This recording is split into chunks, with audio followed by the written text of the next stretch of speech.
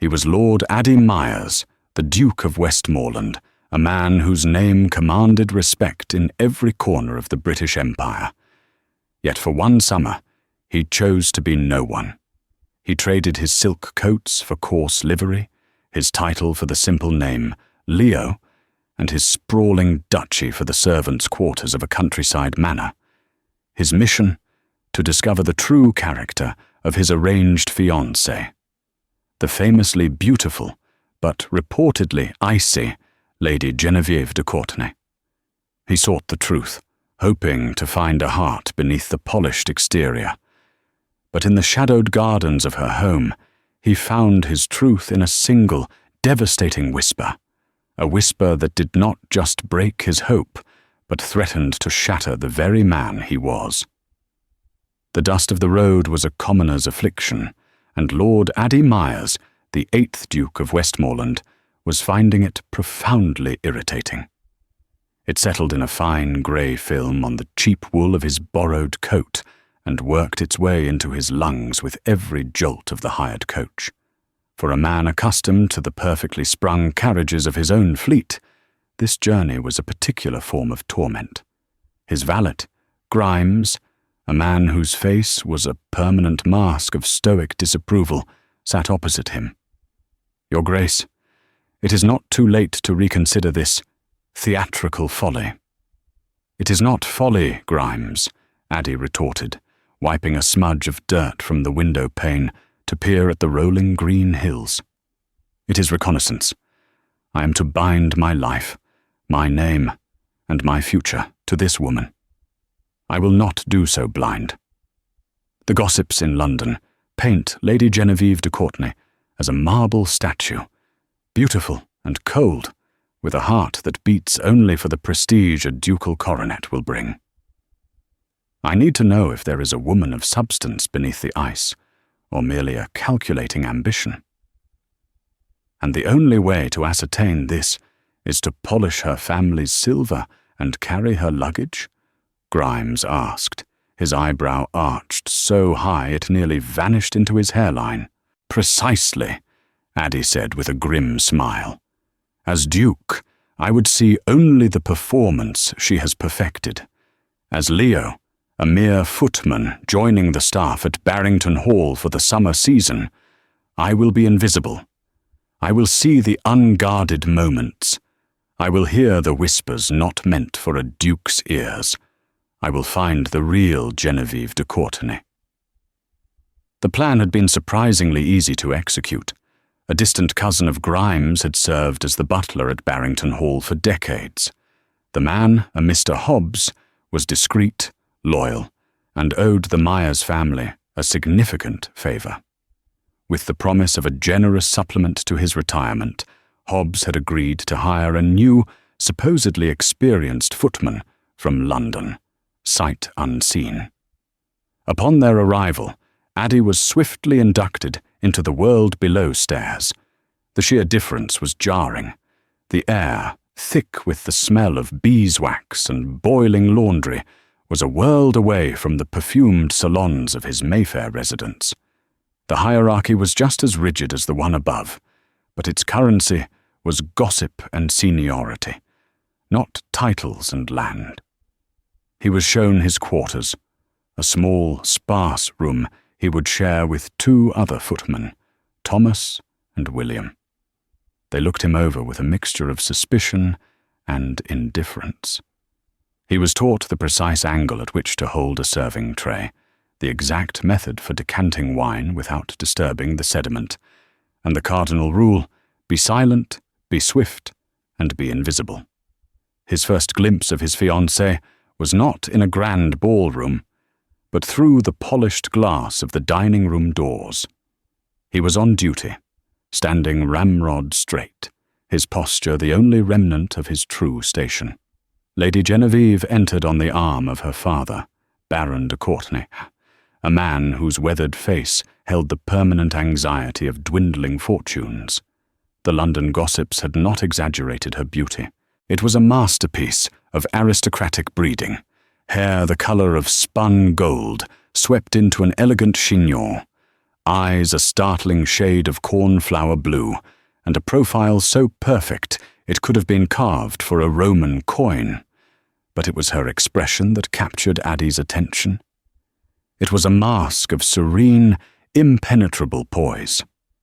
Her smile, when she offered it to her younger sister, Rosalind, was technically flawless, but did not reach her eyes. She moved with a liquid grace, but there was a stiffness in her shoulders, a tension in the set of her jaw. He saw the marble statue, and his heart sank. For the first week, his duties kept him at a distance. He served at dinner, where she spoke little, her conversation limited to polite, intelligent observations on the weather or local politics. He saw her in the gardens, walking with a straight back and a measured pace, her gaze distant. She treated the staff with a cool, detached courtesy that was neither kind nor cruel. It was simply indifferent. To her, they were furniture that moved. Addie, as Leo, felt the sting of that indifference keenly. He, who could command the attention of Parliament with a single speech, was now less than a ghost in her presence. His hands, more accustomed to holding the reins of a prize stallion or the weight of a signet ring, grew rough from polishing brass and carrying logs. He learned to bite his tongue when the portly baron complained about the claret, a vintage Addie himself had gifted the family a year prior. He was beginning to believe the rumors were true, that this marriage was nothing more than a transaction, his title and wealth for her beauty and lineage. The thought left a bitter, metallic taste in his mouth. He had hoped for a partner, a companion, a wife. He was being presented with a duchess. One evening, he was tasked with clearing the drawing room after the family had retired. As he collected glasses, he noticed a book of poetry left open on a velvet chaise. It was Keats. He picked it up, his thumb brushing against a page where a single passage was underlined. A thing of beauty is a joy forever. Its loveliness increases. It will never pass into nothingness. He heard a soft footfall and turned. Lady Genevieve stood in the doorway, wrapped in a silk dressing gown, her hair unbound and tumbling over her shoulders. Without the rigid corset and elaborate coiffure, she looked younger, softer, and startlingly vulnerable. "You are the new footman," she stated. It was not a question. "Leo, is it not?" "Yes, my lady," Addie replied, his voice carefully neutral as he snapped the book shut and placed it on the table. Her eyes, those brilliant blue eyes, flickered to the book and then back to his face. For a fleeting moment, he saw something other than cool composure. It was a flash of... what? Curiosity? Suspicion? She studied him, truly looked at him, for the first time. "You read?" she asked, her tone betraying a sliver of surprise. "When I have the chance, my lady." "Keats is a hopeful romantic," she said, her voice barely a whisper. She took a step into the room, her gaze drifting towards the cold fireplace. Hope can be a dangerous indulgence. Without another word, she turned and glided from the room, leaving Addie standing in the silent drawing room, the scent of her lavender perfume lingering in the air.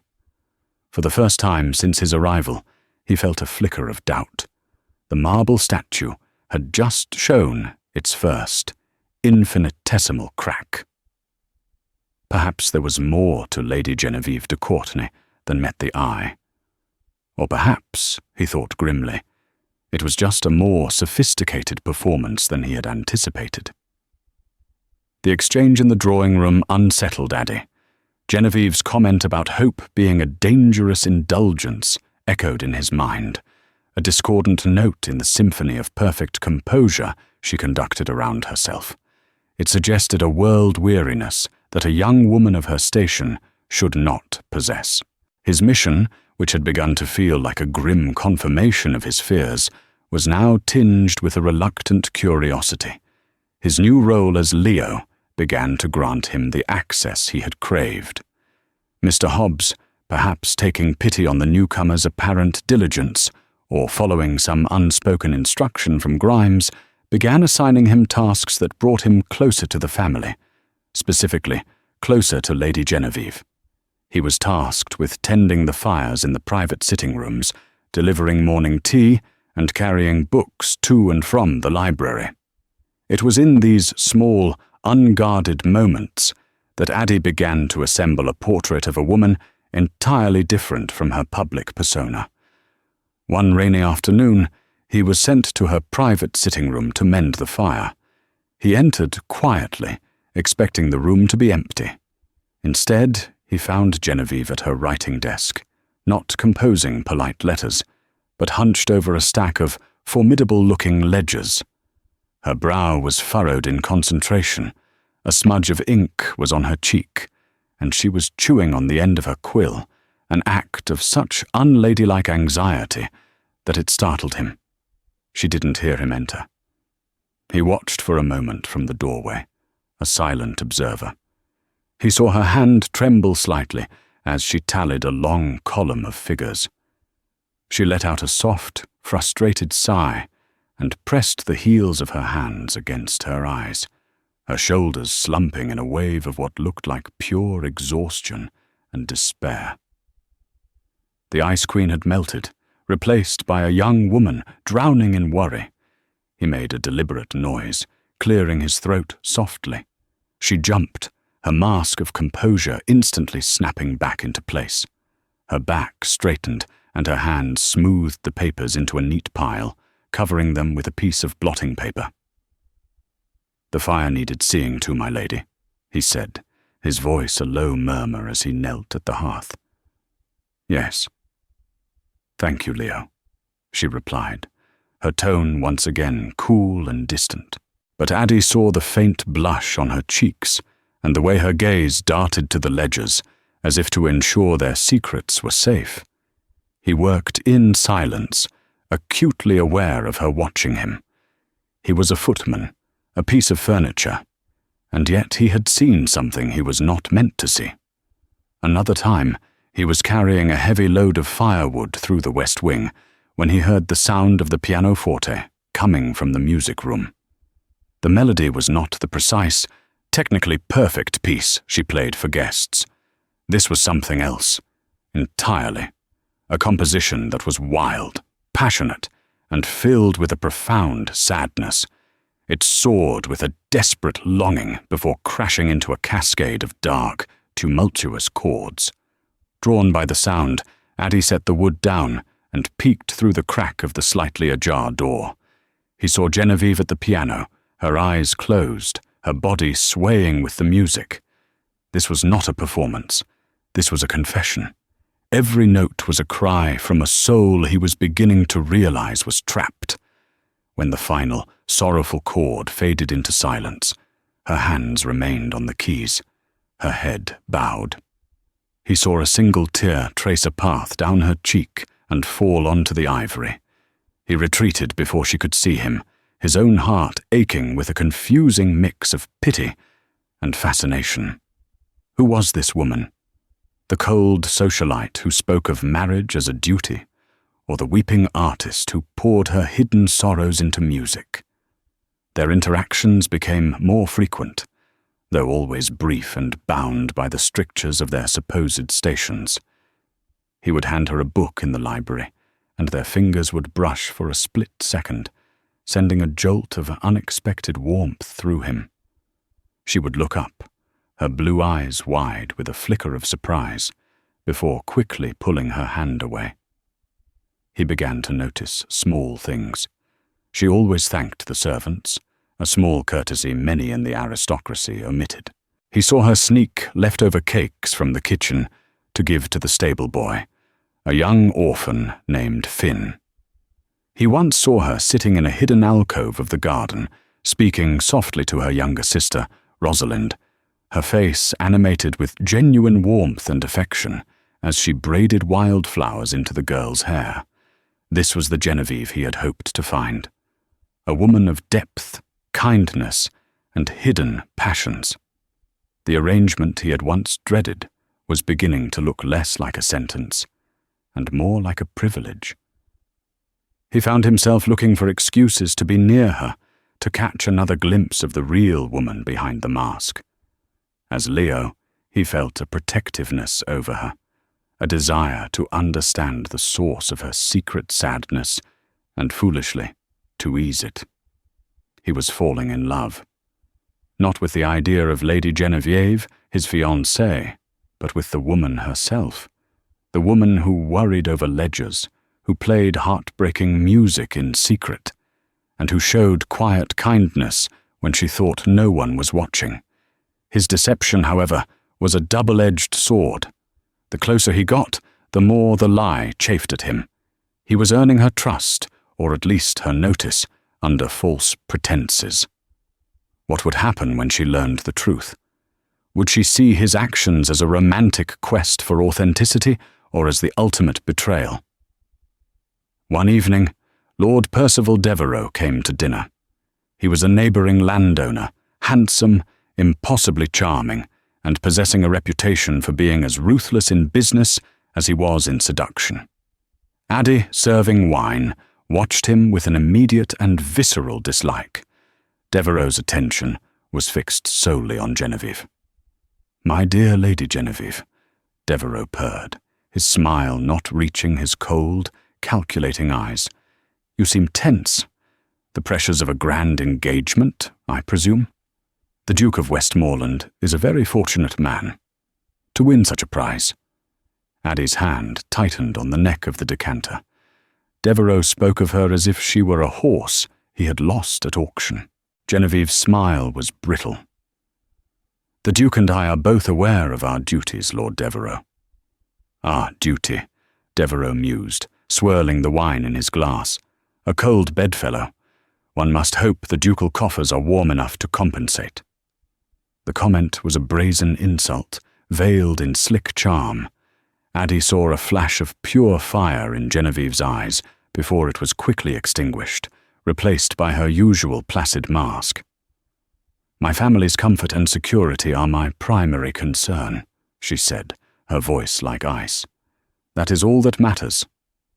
Later that night, as Addie lay on his thin mattress in the servants' quarters, Devereux's words and Genevieve's stark reply played over and over in his mind.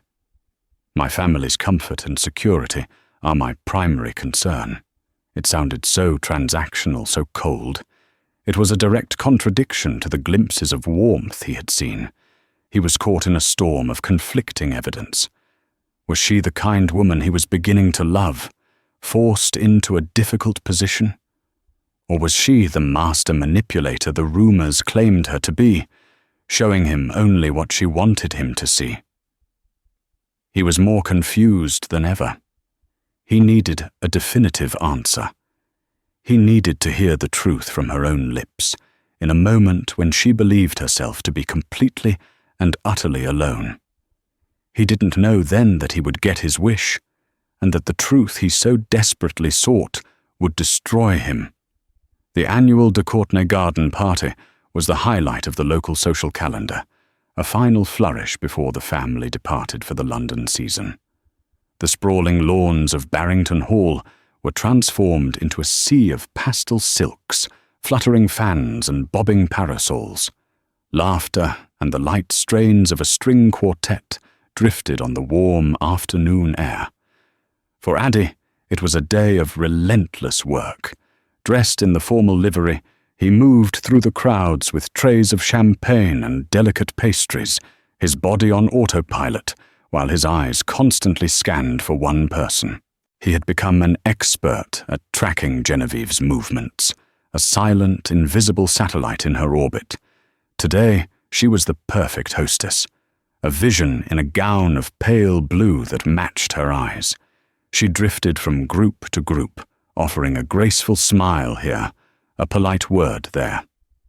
To the casual observer, she was the epitome of grace and contentment, a bride-to-be basking in her good fortune.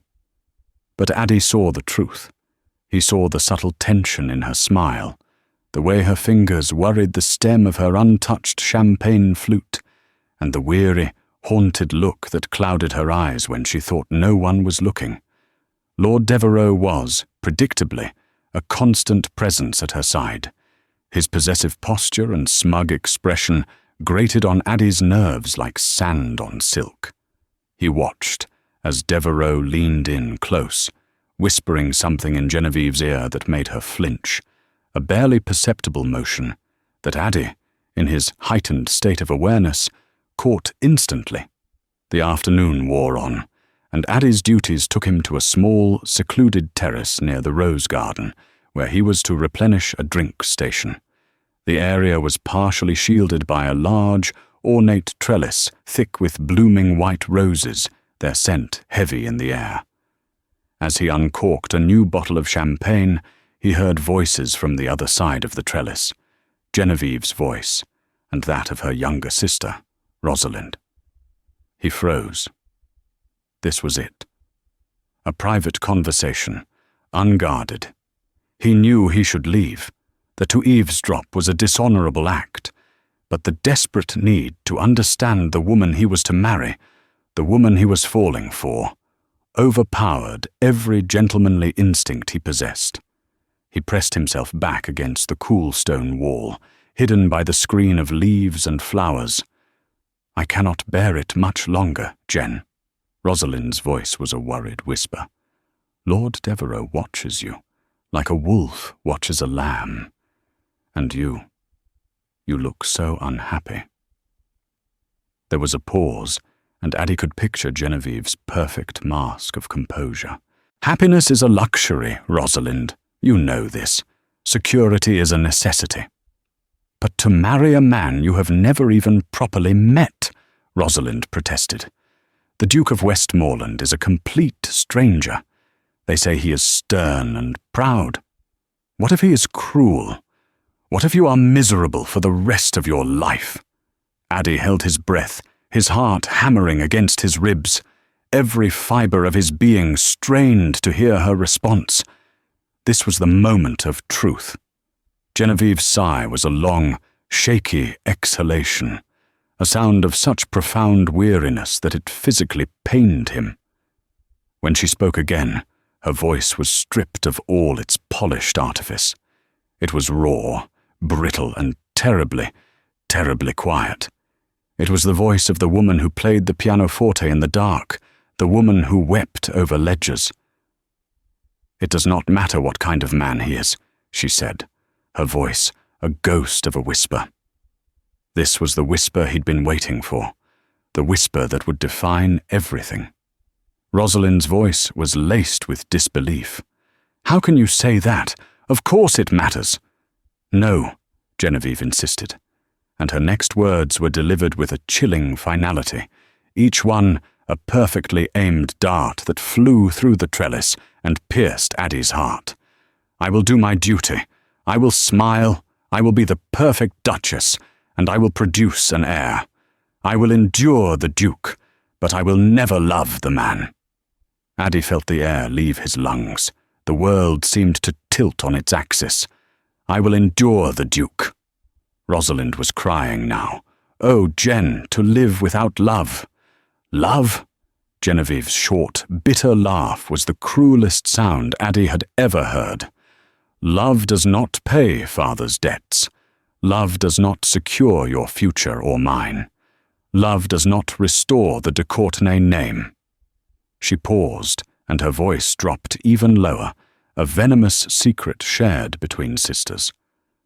"The title is the prize, Rosalind, not him. The man is simply the vessel that carries it. The man is simply the vessel." The champagne bottle slipped from Addie's numb fingers. It didn't shatter, but landed with a dull thud on the grass, a sound that went unheard over the sisters' quiet grief and the distant party music. It was over. Every hopeful sign, every crack in the facade, every shared glance, every moment of kindness he had witnessed, it was all rewritten in an instant. They weren't glimpses of her true soul. They were irrelevant. Her kindness to the stable boy, her sad music, her secret anxieties, none of it mattered in the face of this cold, hard truth. truth. She was not trapped. She was a willing participant in her own gilded cage, and she was forging the bars herself. He had come here seeking the real Genevieve, and he had found her. She was not a marble statue. She was something far worse. She was a woman who would look him in the eye on their wedding day, a man who was falling in love with her, and see nothing but a title, a prize, a vessel. He felt a cold, hollowing devastation unlike anything he had ever known. It was a profound, personal annihilation. He had stripped himself of his identity, humbled himself, worked with his hands, all in the hope of finding a heart worthy of his own. Instead, he had discovered he did not even factor into the equation. Addie Myers did not exist to her.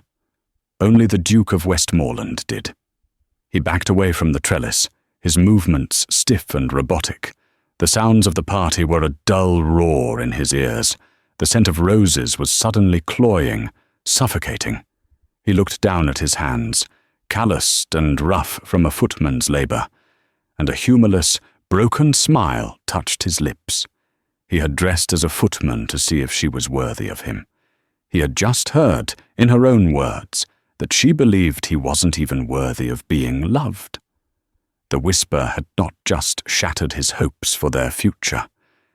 It had shattered him completely. The world did not stop. The sun continued its slow descent. The string quartet played on, and the laughter of the guests still echoed across the lawns. But for Addie, everything had turned to ash.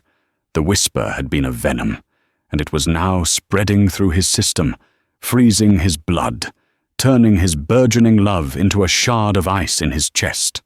He moved through the rest of the party in a daze of cold fury and profound hurt.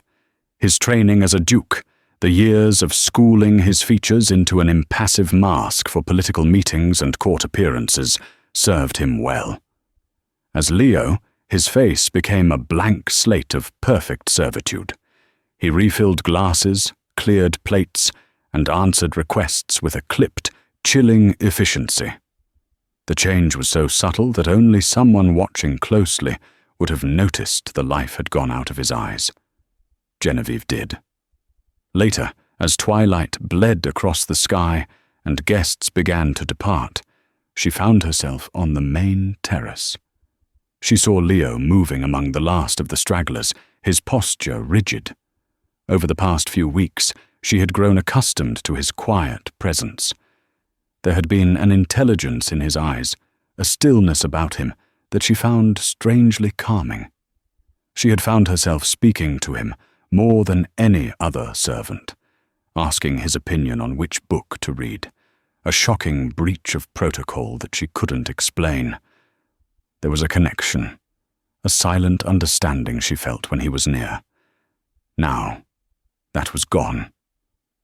When his eyes met hers for a brief moment, they were like chips of flint, hard, cold, and utterly empty.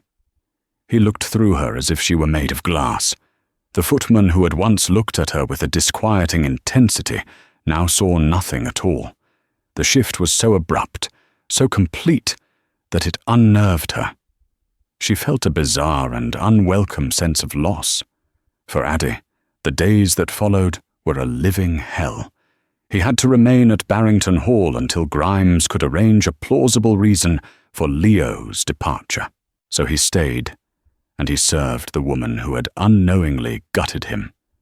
He brought her morning tea, his hand steady, his face impassive, avoiding the questioning look in her blue eyes. He tended the fire in her sitting room, watching her from the corner of his eye as she struggled with her father's ledgers, but now he felt no pity, only a cold confirmation of her mercenary nature. She was calculating the value of her prize. His pain curdled into a bitter resolve. The engagement was over. He would instruct his solicitors to break the contract the moment he returned to London.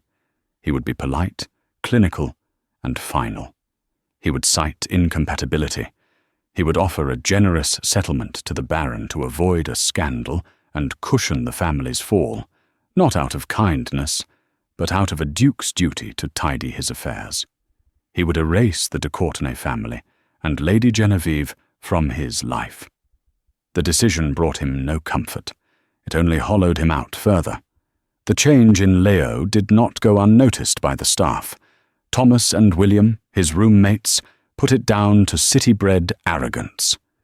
Mr. Hobbs watched him with a worried eye, sensing a storm brewing beneath the surface.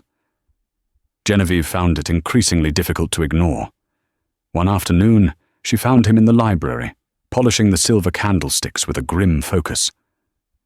"Leo," she said, her voice softer than she intended. He did not look up. "My lady." The words were clipped, devoid of any warmth. "I was wondering if you had a moment to help me with a book from the higher shelf." It was a flimsy excuse. She could use the ladder. But she needed to break through this new wall of ice he had erected. "Of course, my lady," he said, his voice flat. He moved to the bookshelf, retrieved the ladder, and climbed it with an athletic grace she'd always found surprising in a footman. He did not ask which book. He simply waited. "The green one," she said, pointing. "The poems by Donne." He plucked it from the shelf and descended. He held it out to her, his gaze fixed on a point just over her shoulder. As she reached for it, her fingers brushed his. This time there was no spark. His hand was cold, and he pulled it back as if burned. "Is everything all right, Leo?" she asked, the question slipping out before she could stop it. "You have seemed distant." For the first time in days, he met her eyes directly. The raw, unguarded pain in his gaze was so potent it was like a physical blow. It was the look of a man betrayed. It was so intense, so personal, that it made no sense at all. He was a footman. She was his employer's daughter. What could she have possibly done to warrant such a look? "I am perfectly well, my lady," he said, his voice a low, rough thing. "I simply know my place." He gave a short, formal bow and returned to his silver, his back a rigid wall of dismissal. Genevieve stood frozen, the book of poetry clutched in her hand. "I simply know my place." The words were a rebuke, though for what she did not know. His sorrowful, accusing eyes were seared into her mind. She felt a deep, aching confusion. Why did the opinion of this footman matter to her? Why did his sudden coldness feel like a personal rejection, one that hurt more than any of Lord Devereux's cutting remarks? She fled the library, her heart pounding. Meanwhile, Addie's torment was compounded by the continued presence of Lord Devereux, who now visited Barrington Hall with alarming frequency. Addie was forced to serve the man wine, to watch his slick, possessive advances toward Genevieve, and to listen to his veiled taunts. He saw how Genevieve recoiled from Devereux's touch, how her face paled when he was near. Initially, Addie had seen this as part of her act, the reluctant bride making her sacrifice. But now, watching more closely, he saw something else. It wasn't reluctance. It was fear. Genuine, palpable fear. Devereux was not just a suitor. He was a predator. And Genevieve was his cornered prey. One evening, Addie was clearing the table on the veranda after the Baron and Devereux had finished a late game of cards. The two men had moved to the edge of the lawn, their voices carrying on the still night air. "The girl is playing coy," Devereux said, his voice smug. "But she'll come around. She has no choice." "The engagement to Westmoreland is all but signed," the Baron grumbled, his voice thick with brandy. "Contracts can be broken, my dear Baron." Devereux's voice was like silk sliding over steel. "Especially when one party discovers the other is insolvent, utterly and completely ruined. A duke has a reputation to protect. He can't be seen marrying into a family of beggars whose estate is mortgaged to the last roof tile. Addy froze behind a stone pillar, a stack of plates heavy in his hands. The Baron sputtered, "You wouldn't." "Oh, I would," Devereux said with a soft chuckle. "I have spent a small fortune acquiring your debts, Baron. Every last one of them. You don't just owe money to the bank. You owe it to me. One word from me to the Duke's solicitors, and your precious daughter's grand marriage evaporates. Your family is cast into the street.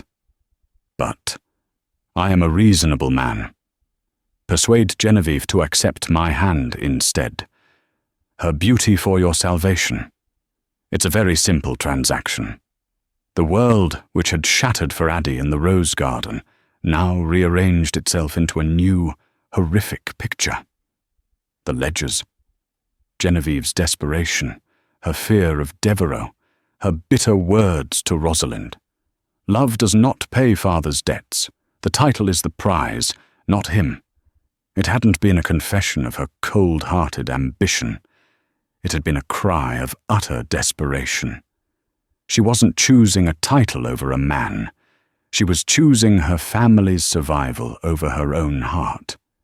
She was sacrificing herself on the altar of her father's ruin, and Devereux was the vulture circling overhead, ready to snatch her away if her original sacrifice failed.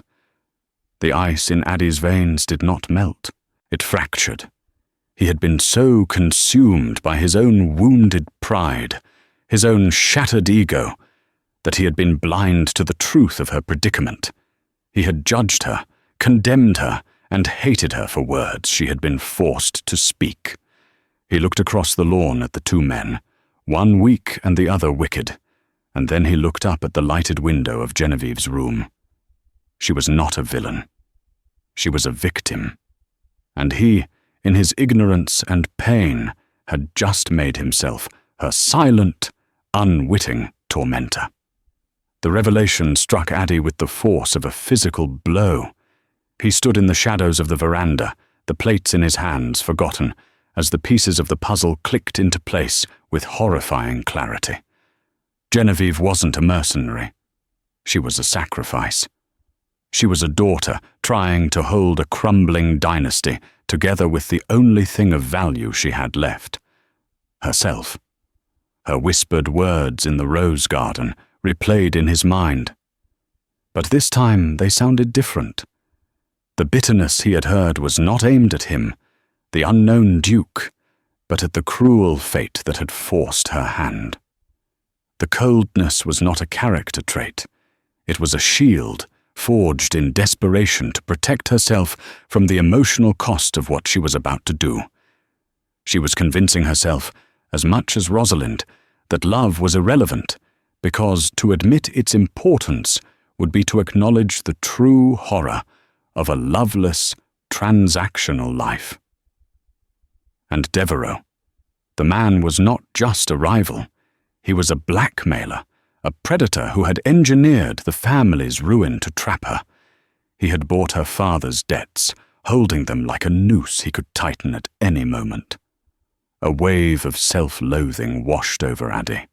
While he had been nursing his wounded pride, playing the part of the wronged man, Genevieve had been living in a private hell, tormented by a secret she could share with no one.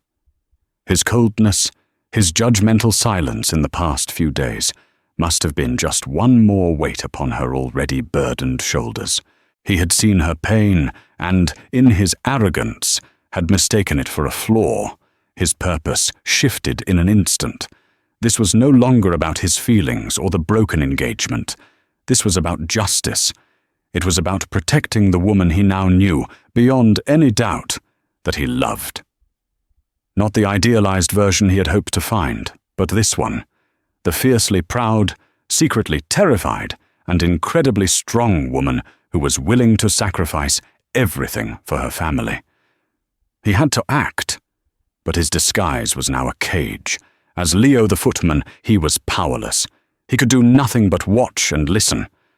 But the Duke of Westmoreland, the Duke could destroy a man like Devereux without a second thought. For now, he had to remain Leo. He needed more information. He needed to understand the full scope of Devereux's plan. He began to watch the man with a new intensity, no longer as a jealous suitor, but as a general studying his enemy. He made himself truly invisible, a shadow in the halls, his ears open to every conversation.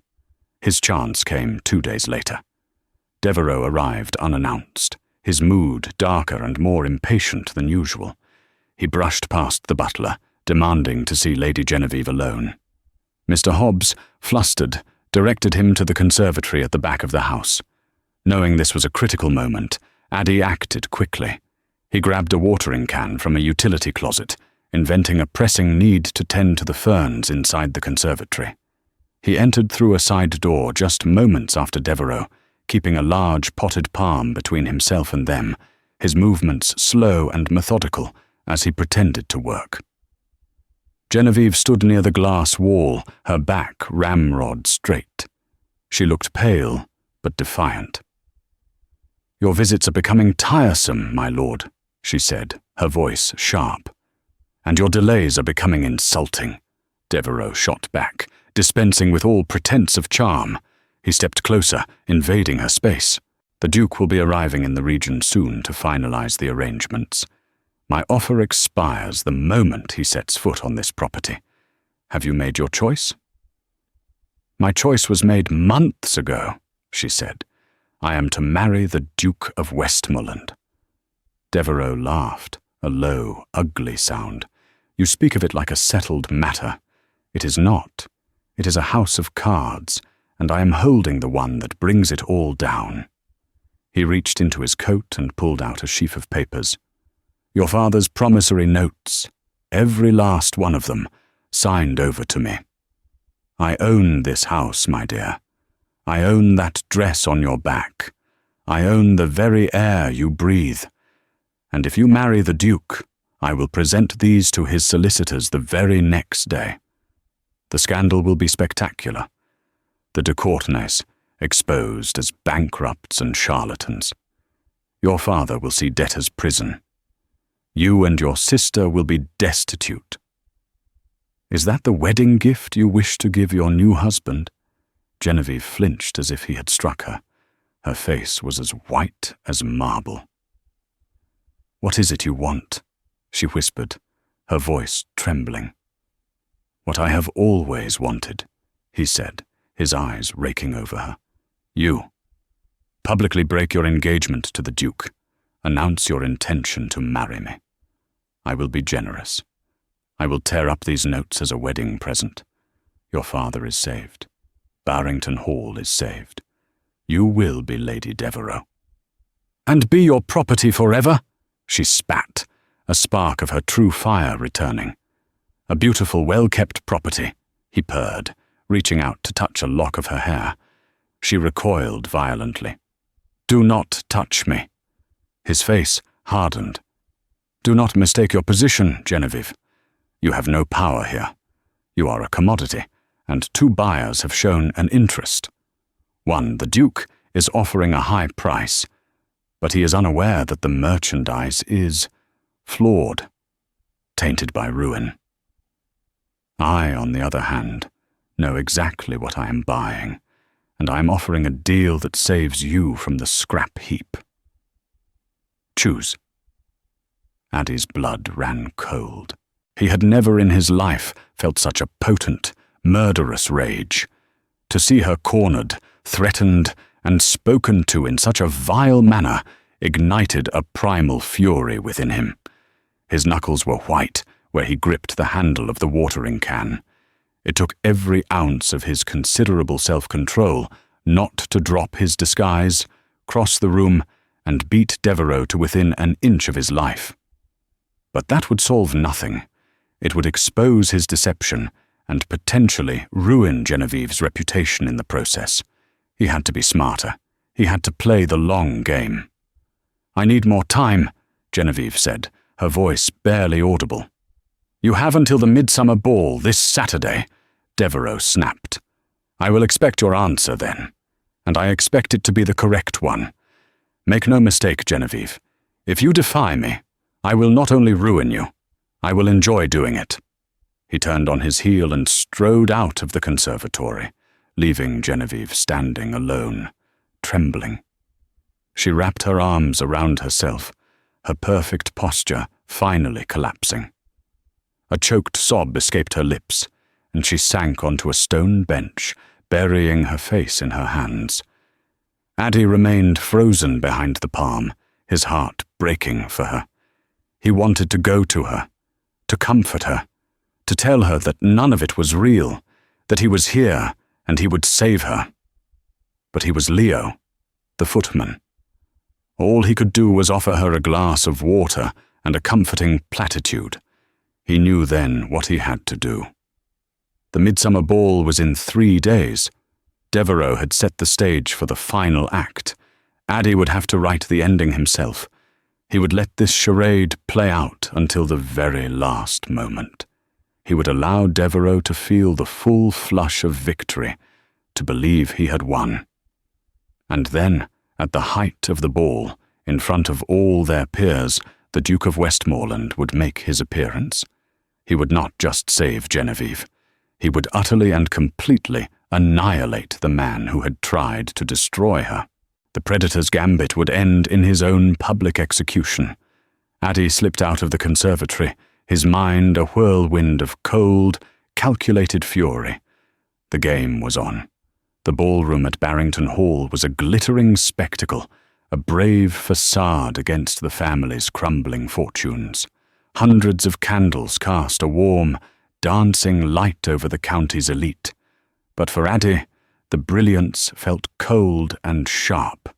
Stationed near the grand staircase in his footman's livery, he was a silent observer at the heart of the storm, his gaze tracking the two people who mattered, the predator and his prey. He saw Lord Devereux first, arrogant and triumphant in black velvet, moving through the crowd as if he were already its master. Then he saw Genevieve. She descended the staircase not as a bride-to-be, but as a tragic queen from a play. Her gown was a defiant slash of crimson silk amidst a sea of pastels, and rubies in her golden hair glittered like blood drops. Her beauty was startling, but it was a weapon turned against herself. Her face was pale, and her eyes held the terrified resignation of someone walking toward a cliff's edge. As her gaze swept the room, it met Addy's for a fleeting, desperate moment, a silent plea that solidified his resolve into granite. The evening was a torturous performance. Devereux was a possessive shadow at Genevieve's side, his hand too firm on her back, his smile a constant, menacing presence. Addy watched, his fury a controlled inferno, as Genevieve endured it all with a brittle grace that was more heartbreaking than tears. He saw her father, the Baron, drowning his shame in brandy, and her sister Rosalind, watching with helpless sorrow. Just after midnight, Devereux made his move. Leading Genevieve to the center of the floor, he tapped a champagne flute for silence. A hush fell, thick with anticipation. "My dear friends," Devereux announced, his voice booming with false sincerity, "I have a joyous announcement. Lady Genevieve de Courtenay has had a change of heart. She has come to realize that a true and local affection is far preferable to a distant, cold arrangement." A collective gasp rippled through the ballroom. Devereux tightened his grip on Genevieve's hand, a cruel, silent command. "Tell them, my dear," he urged, his smile a predator's slash.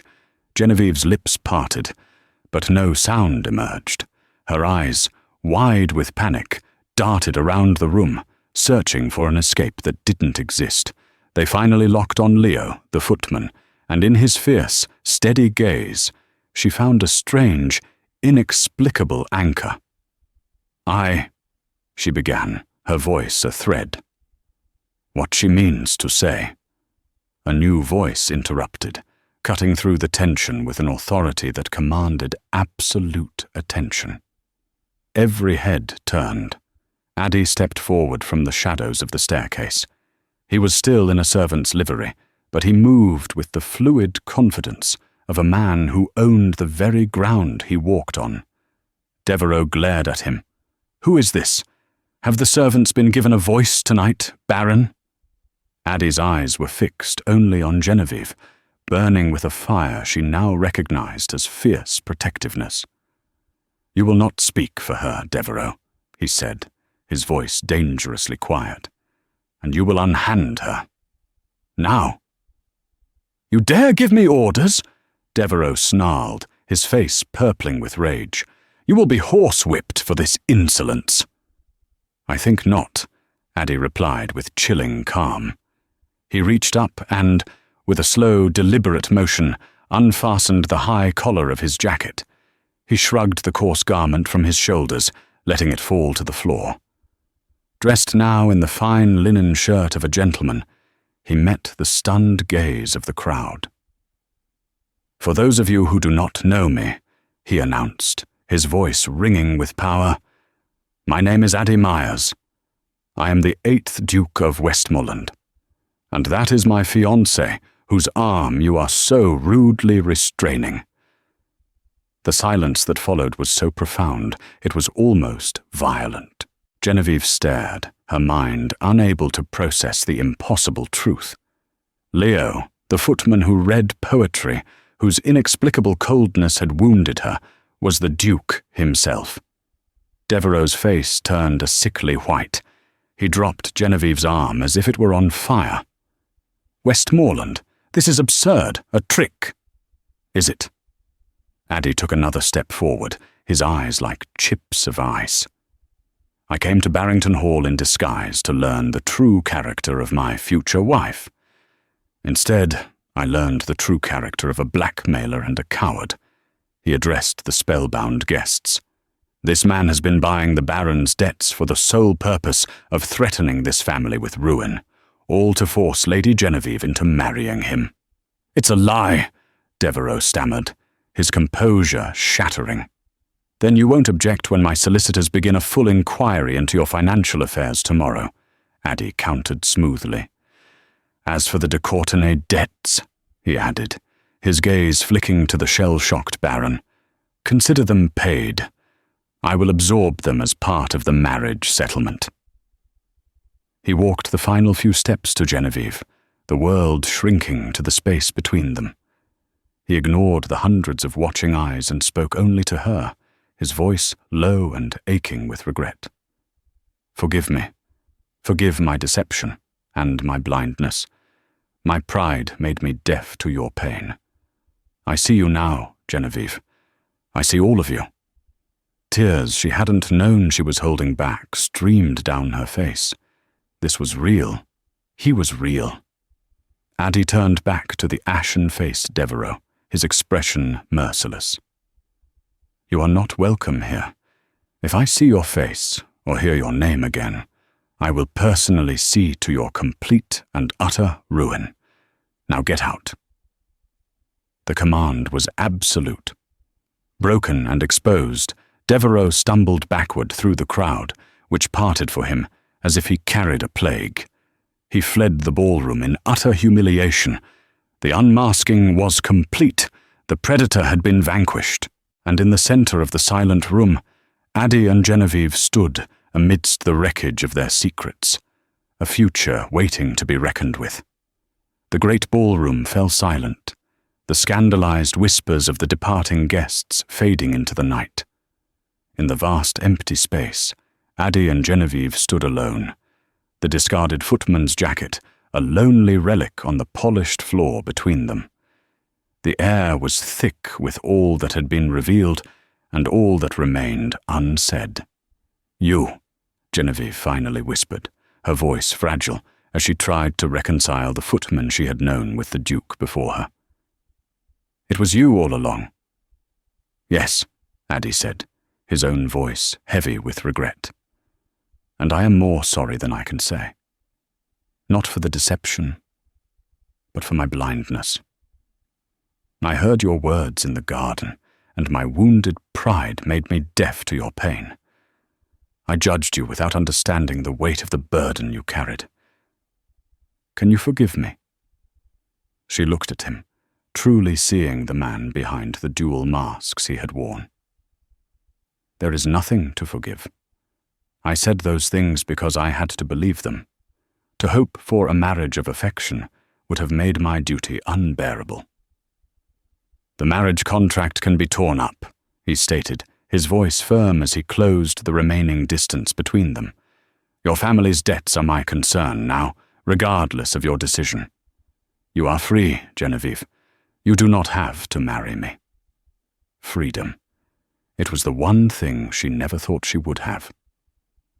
For a moment, she considered it, but as she looked at the man who had humbled himself to know her, who had felt her pain and vanquished her demons, she knew her choice was already made. "And what if I don't want to be free of you?" she asked, her voice trembling with a nascent, terrifying hope. "What if I find I am not marrying a title, but a man I am beginning to admire more than any I have ever known?" A slow, genuine smile of profound relief transformed Addie's face. "Then I would say, the man is far luckier than the Duke. I set out to unmask you, and in the end, I unmasked myself." He took her hand, his touch warm and steady. "Marry me, Genevieve de Courtenay. Not to save your family, but to start one with me. Marry me, and I will spend the rest of my life proving that the man is worthy of your love, not just your endurance." Tears of joy, not sorrow, welled in her eyes. The whisper in the rose garden had been the sound of her soul breaking. This, here in the silent ballroom, was the sound of it healing. "Yes, Addie," she said, her voice clear and strong. "I will marry you." He did not kiss her. Instead, he simply held her hand, a quiet promise passing between them. Their story had not been born in the gilded drawing rooms of London, but forged in secrecy and sacrifice. It was a foundation of hard-won truth on which they would finally build their lives together. And so, the story of the Duke and his lady began not with a formal proposal, but with the shedding of a footman's livery and the unmasking of two hearts. Addie and Genevieve's journey to the altar was one of deception, misunderstanding, and profound sacrifice. He had to become a servant to learn how to be a true partner, and she had to face absolute ruin to discover her own strength. Theirs is a love story that reminds us that true connection is rarely found in the grand titles we hold, but in the secret burdens we carry and the vulnerabilities we have the courage to share. What we are willing to endure for family and what we are willing to risk for love can often lead us to the most unexpected and beautiful truths about ourselves and each other. If their dramatic journey from a devastating whisper to a promise of forever has touched your heart, please show your support. Like this video, share it with fellow lovers of history and romance, and be sure to subscribe to our channel for more tales of love against all odds. Don't forget to hit the notification bell so you never miss a new story. Thank you for listening.